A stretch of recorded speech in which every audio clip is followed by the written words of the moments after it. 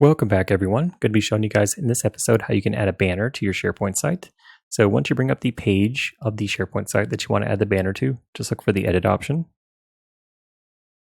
And once we click on that, we can edit any existing web part and or section, or we can add a new web part, which is what we're going to do now. So assuming your banner is towards the top of your page, just look for where you want to place it. I want mine right here.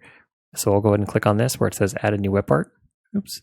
And once we do that, it'll bring up all the different web part options. And mine's at the top because I've used it before, but in case you don't see banner here, you can just search for it or scroll down and banner just happens to appear in the text, media, and content section. So once we click on that, our banner is there. There are some different banner options. You guys can click around and find which one works for you. But in this video, I'll go ahead and show you guys the image and heading option. And once we click here, you'll see our cursor, and then we can go ahead and change the text on our banner. Really cool banner. And up here, we can also click on Browse Images. And we can either upload an image or we can just go ahead and we can choose a stock image. So I'll just go ahead and click this.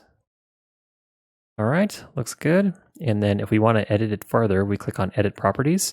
It'll give us some additional options where we can like change the text alignment. We can change text above the title and a few other things here too. But assuming that is all we wanted to do on our banner, we can just go ahead and click on Republish.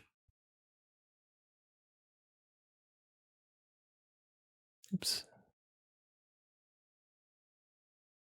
Okay, and now we have our banner right here.